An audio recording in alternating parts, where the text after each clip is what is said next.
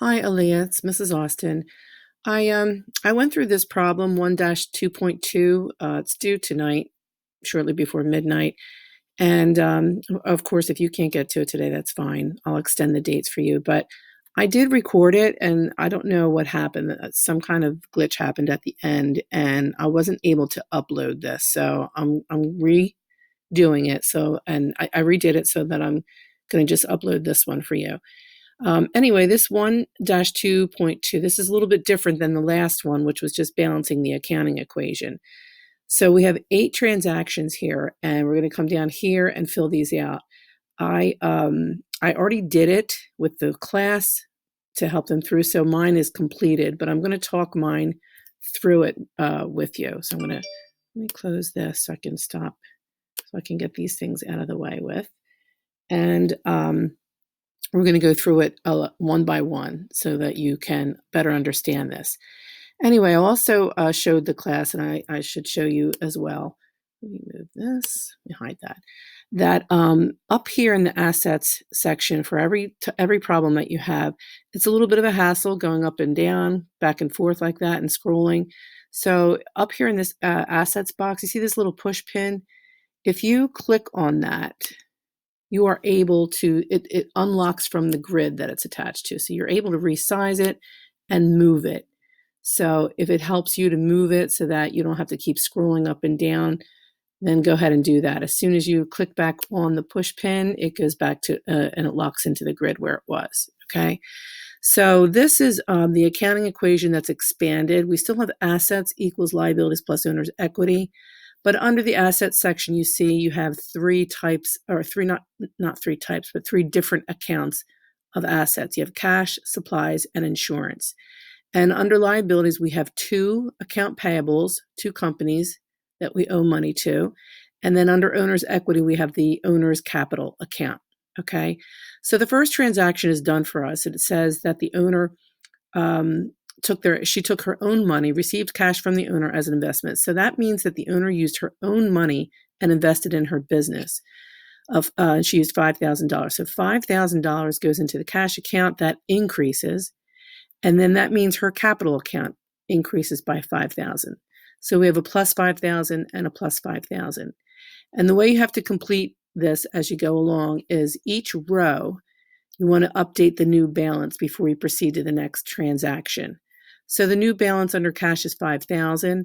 And then for every other account that's not affected, just carry down the zeros. And then and then you have your new balance before you proceed to the next transaction. I apologize. I didn't hear my phone going off. Let me turn that off. Okay. So the second transaction said that paid cash for insurance. The 2 accounts that are affected there are cash and insurance. All right, so remember, every transaction is going to affect 2 accounts, just 2 accounts. So you have to figure out which ones they are, and you leave the rest of them alone. So cash and insurance are the 2 accounts that are affected, okay? You paid $1,800 for an insurance policy. So if you're paying cash, your cash is going down by $1,800. So it's minus $1,800 there. And your insurance, now you bought an insurance policy, you didn't have one before, so your insurance asset increases. So that's a plus $1,800. And I don't know if you remember from prior lectures, but if you have changes in accounts that are on one side of the equation, one has to be an increase, one has to be a decrease. Okay, so we're finished. The rest of those do not get affected. So we go ahead and calculate the new balances. So cash dropped $5,000 and it decreased by $1,800. So now you have $3,200 in your cash account. Nothing happened to supplies, so you carry down the zero. And the insurance account is now worth $1,800. And you didn't have any changes to your liability accounts, and neither were your capital accounts. So that remains at $5,000. Okay. The next transaction says that you bought supplies on account from Hickman Mowing, $700. Okay. Right here, bought supplies on account from Hickman Mowing, $700. Now, this transaction right here, bought supplies on account from Hickman Mowing. When you see the words on account, that means that you did not use cash. That's like, remember we talked about buying clothes at Nike? That's like going into the Nike outlet and buying $700 worth of clothes and using your credit card. And you walk out the same day. You walk out and you have all your clothes, but you really haven't paid Nike yet. You paid them with your credit card, but Nike is going to bill you. They're going to send you a bill in about a month for you to pay it. And you can pay the whole thing off or you can pay part of it. All right. So that's when you see on account, that means you have not paid with cash. All right. So that transaction is your supplies are going to increase by $700 because you just bought $700 worth of supplies. So that's a plus $700. And right here for accounts payable, Hickman Mowing, you see how you didn't owe them anything? It was a zero balance, but now you owe them $700. So that has to show as an increase in that balance for that account. So that when you look at your books and you look at that, you think, oh, geez, I owe them $700. I gotta pay that off. Okay. So when you calculate your new balances, cash remains the same at $3,200. Supplies increased from 0 to $700. Insurance remains the same at $1,800. We haven't done anything with NAP Company, so that's 0. Hickman Mowing is now $700, and the capital account remains the same at $5,000. Okay. The fourth transaction is, it looks like you bought more supplies on account, but from a different company, from NAP Company. So let me just make sure that's what it looks like. And that's what it says. Bought supplies on account from NAP Company 200. Okay. Okay. So your supplies is going to increase by 200 because you just bought some more. And same thing as we did in the last one. You didn't owe anything to NAP Company before that, but now you do because you just bought more supplies from them, but you didn't pay them cash yet. So that's an increase of 200 there. Those are the two accounts that are affected. All right. So if we figure out our new balances, cash remains the same at 3,200. Supplies is now 900. Insurance is the same at 1,800. NAP Company now has a balance of 200. Hickman Mowing has a balance of 700. Capital remains the same at 5,000. Okay. Now in the fifth transaction, this looks like you paid cash on account to Hickman Mowing. Okay, let me just go up and double check that that's what it says. Yes, paid cash on account to Hickman Mowing, $300. Okay, that means you know that you owe them money, and now you're going to pay some. So if you're paying out cash, that means your cash is going to go down by 300. So cash is the one account that's affected, and the other one is going to be Hickman Mowing. You're now going to reduce that balance by 300 because you just paid toward it. It's like getting a credit card bill for 700 and it's due September 30th and you paid 300 on it. Next month, they'll send you a bill for 400 and you can pay it off or you can pay partial again. Okay. So this is going to be a decrease in that account, 300. And our new balances for cash is going to be 2,900 since you spent 300. Supplies is still the same at 900. Insurance is 1,800. NAP Company is 200. Hickman Mowing dropped down to 400. And capital remains the same at 5,000. Okay.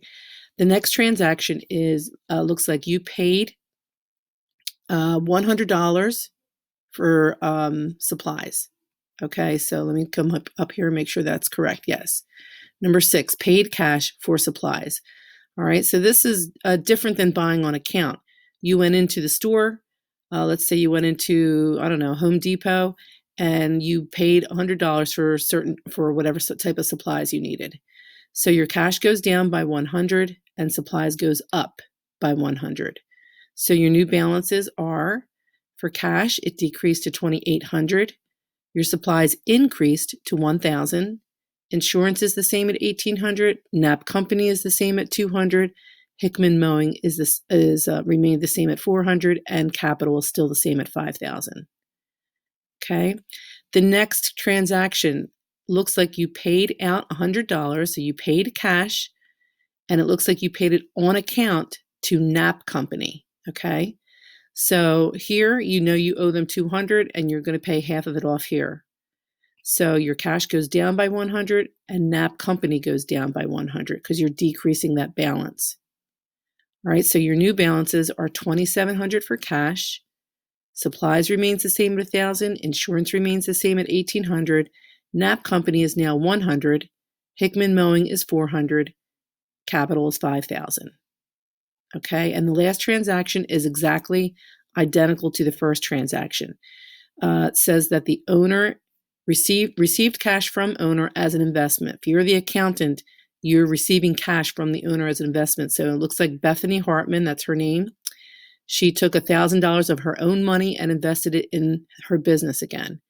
So that means your cash account is going to go up by 1,000 since she just gave you $1,000 and you're the accountant. And her capital account increases by 1,000 because it is an investment. Any type of investments increase the capital account for an owner. Okay. And so our new balances, when you make all those adjustments, cash becomes 3,700 now. Supplies is the same at 1,000. Insurance is the same at 1,800. Nap Company, you still owe 100. Hickman Mowing, you still owe them 400, and your capital account is 6,000. Now, the only thing you want to do is double check to make sure you didn't make any mistakes. So 6,000 plus 400 plus 100 on this side of the equation is 6,500. Okay, and over here, this is the other side of the equation. This is the assets. If you add 3,700 plus 1,000 is 4,700 plus 1,800 is 6,500. So the equation is in balance. So 6,500 equals 6,500. Okay. If you have any questions, of course, you can send me a text or email me and let me know. Tomorrow, Thursday, we are starting on section 1.3. I'll go through all of those notes before we start the problems. Okay. Thank you. I'll see you later as soon as I can find how to stop this recording. Here we go. All right. Bye, Alea.